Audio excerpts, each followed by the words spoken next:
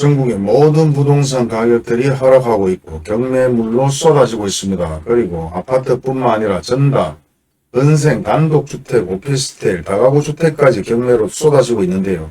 대구 경북뿐만 아니라 경남부터 전체적으로 모든 부동산 가격이 현재 하락하고 있고 경매로 엄청난 매물들이 쏟아지고 있고 낙찰가율은 바닥을 찍고 있는 상황입니다. 그럼에도 아직 아파트 부동산 가격이 바닥이라고 생각하고 관심을 가지거나 물어보는 분들이 상당히 많습니다.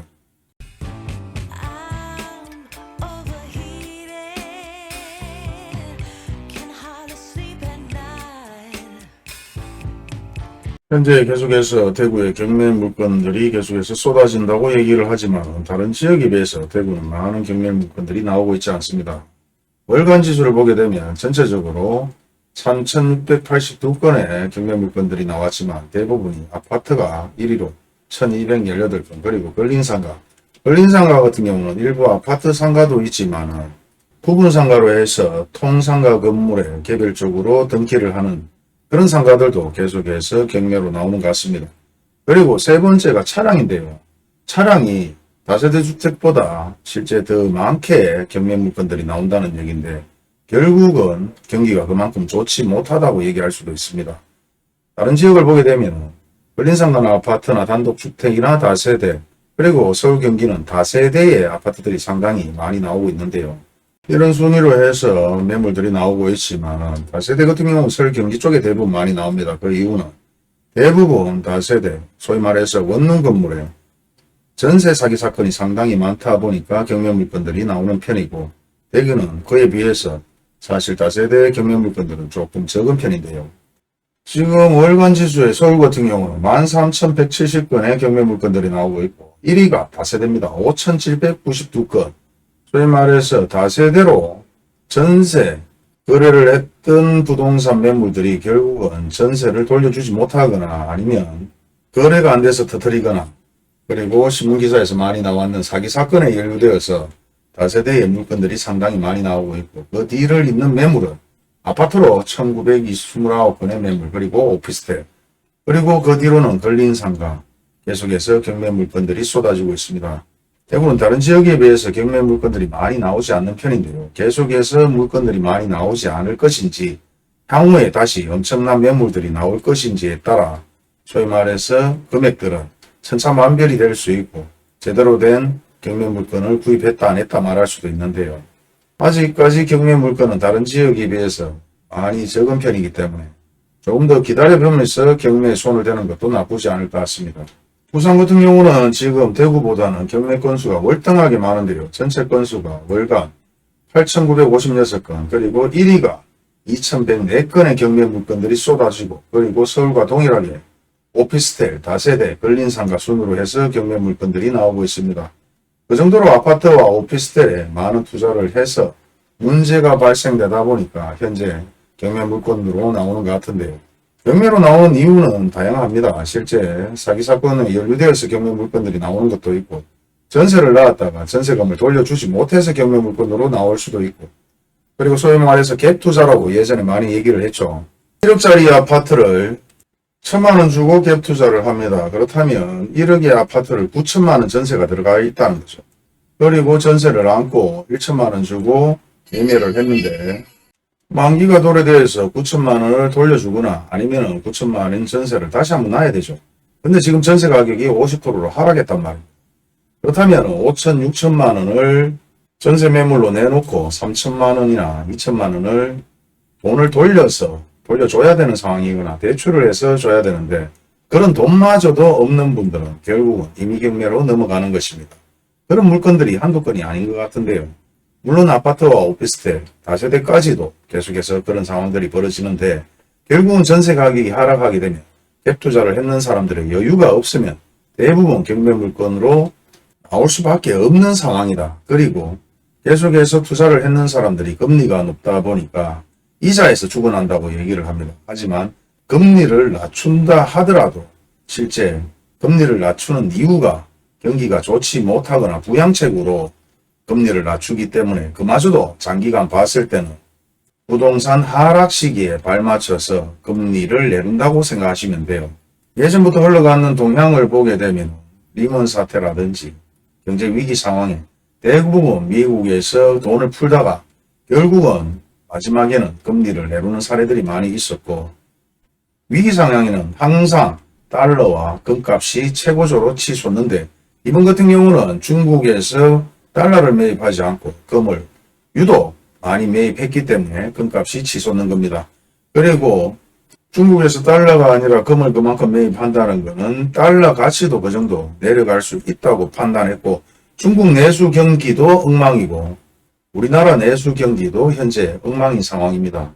그런데 여기서 미국까지 경기 지표가 계속해서 하락하고 고용률이 떨어진다면 최악의 상황들은 얼마든지 발생될 수 있다는 거죠.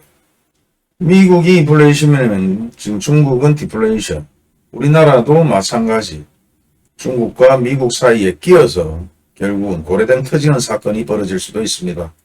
계속해서 전국의 경매 상황을 보게 되면 경기도 마찬가지 전체 월간 경매 건수는 24,031건에 다세대가 가장 많습니다. 5,453건. 그리고 2위가 아파트로 3위가 근린상가. 아파트와 근린상가 마찬가지 계속해서 경매 물건들이 나오는데요.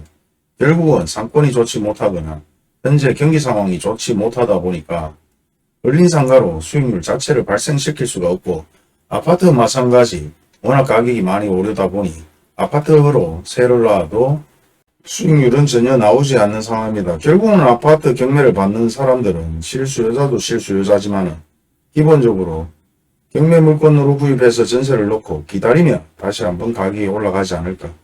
결국은 전세로 2년 3년을 더 기다려보면서 투자 가치를 만들겠다는 건데요. 이 상황에서 계속해서 상황이 좋지 못해서 가격이 하락하거나 전세 가격이 하락해서 거래가 되지 않는다면 결국은 다시 한번 경매 물건으로 나올 수 있고, 갭 투자를 워낙 많이 했기 때문에 언제든지 대한민국 부동산은 터질 수 있는 위기 상황에 처해 있는 것입니다. 그리고 건설이나 오피스텔 마찬가지 계속해서 경매로 나오는 이유도 오피스텔이 그만큼 거래가 되지 않아서 경매로 나오거나 이자를 내다가 지쳐서 더 이상 이자를 내지 못하거나 연체가 되었을 때 기한 상실로 인해 실익이 발생되어서 전세 금액을 물어야 되는데 그 돈이 없을 때 결국은 경매로 나오죠. 이런 상황들은 한두 건이 아니고 대부분 전체적으로 모든 아파트, 오피스텔, 상가, 아파트 상가까지 계속해서 이런 일들이 터지고 있습니다. 그리고 현재 주변에 다양하게 자영업자를 하는 분들의 얘기를 들어도 경기가 좋지 못했을 때 그래도 거래가 되었던 간판이라든지 소액의 월세를 지불하고 조그맣게 상가를 운영하는 사람들, 그리고 가장 많이 오픈을 하는 치킨집, 닭집마저도 지금 상당히 많이 힘든 편이고, 전체적으로 일부 가게가 코로나 위기 때보다 더 상황이 좋지 못하다는 얘기를 계속해서 하고 있습니다. 그런데 이 시점에 아파트가 바닥이라고 해서 아파트를 구입하거나 아니면은 7, 8억대 아파트보다 5, 6억대 아파트가 저렴하다고 생각해서 다시 한번 아파트를 구입하는 사례들, 그리고 할인 분양으로 10%, 15% 할인 분양을 해서 아파트를 구입하는 사람들, 이 모든 분들이 견딜 수 있다면 다행이겠지만 결국 견디지 못한다면 이런 매물 또한 결국은 급매로 나오거나 마이너스 피해 영향을 받아서 계속해서 매물들은 쌓일 수밖에 없을 것이다. 물론 대구뿐만 아니라 다른 지역은 상황이 더 심각합니다. 특히 부산 같은 경우도 상황이 많이 좋지 못하고, 서울, 경기, 인천은 말할 것도 없지만 계속해서 뉴스나 신문에서는 실거래 가격이 최고가를 찍었다고 나오지만 전체적인 동향으로 최고가를 찍는 게 문제가 아니라 거래가 얼마만큼 활발하게 이루어지고 있는지, 아니면 실제 등기까지 이전되었는지까지도 체크를 해볼 필요가 있습니다. 인천 마찬가지 중국인들이 계속해서 아파트를 매입한다는 뉴스들이 나왔는데, 실제 월간 지수를 보게 되면 전체적으로 8,580건에 다세대가 경매가 가장 많이 나오고 있고, 그 뒤로 오피스텔 그리고 아파트입니다. 아파트 1,042건에 사실 경매 물건은 적은 편이라고 말할 수 있지만 실제 아파트와 다세대 그리고 오피스텔마저도 낙찰가율은 그다음 높지가 않다고 말할 수 있는데요. 낙찰가율 자체가 결국 투자 가치가 있는지 없는지를 판단하는 지표가 될 수도 있습니다.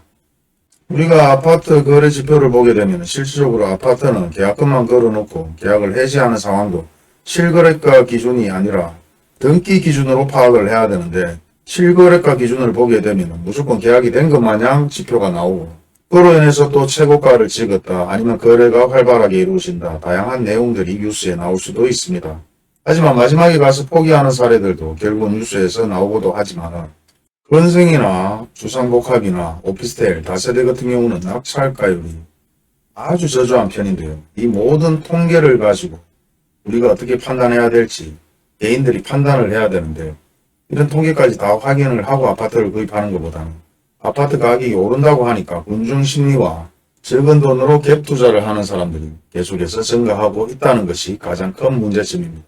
그리고 경북을 보게 되면 실질적으로 전체 경매 건수에서 1, 2위를 다투는 것이 전답들이나 임야, 그 이후에 아파트나 단독주택들이 경매로 나오는데요.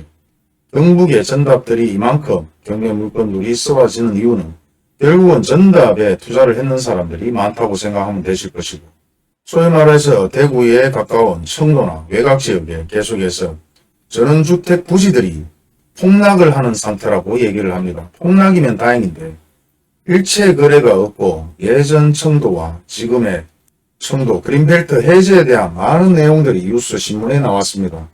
무조건 신문 기사에 나오면 투자를 하죠. 그 일환이 되는 것도 결국은 공항 이전에 대한 투자, 이런 모든 것들이 이와 같은 사태를 만들지 않았을까. 저는 개별적으로 그렇게 생각합니다. 우리가 경기가 좋지 못하다 아파트 가격이 하락한다고 했을 때 아파트만 보는 것이 아니라 전체적인 흐름을 봐야 되고, 아파트 가격이 상승할 때 다가구 주택이나 주택가격 모든 것이 상승을 했습니다. 하지만 하락할 때나 상승할 때 대부분 아파트만 쳐다보고 아파트에만 투자를 하려고 하는 사람들도 많았고, 나름대로 가장 저렴하게 투자할 수 있는 곳이 아파트였기 때문에 대부분 아파트에 투자를 많이 하지 않았을까, 그렇게 생각하는데요. 지금 전체적으로 대한민국의 부동산 가격은 하락하고 있고 거래가 절벽이라는 얘기가 나오고, 부동산을 20, 30년 했는 사람들도 최악의 상황이라는 얘기를 하고 있는 상황입니다. 그럼에도 아직도 현재 아파트를 구입해야 되냐 말아야 되느냐. 물론 저렴하게 하나 아파트를 구입하고 20, 30년 가지고 간다는 생각으로 구입한다면 나쁘지는 않을 수 있지만 이런 기회도 자주 오는 기회가 아니다 보니까 더욱더 신중하게 판단을 하셔야 될 것 같습니다. 오늘 영상은 너무 길면 지루할 수 있으니까 이 정도로 마무리하도록 하겠습니다. 감사합니다.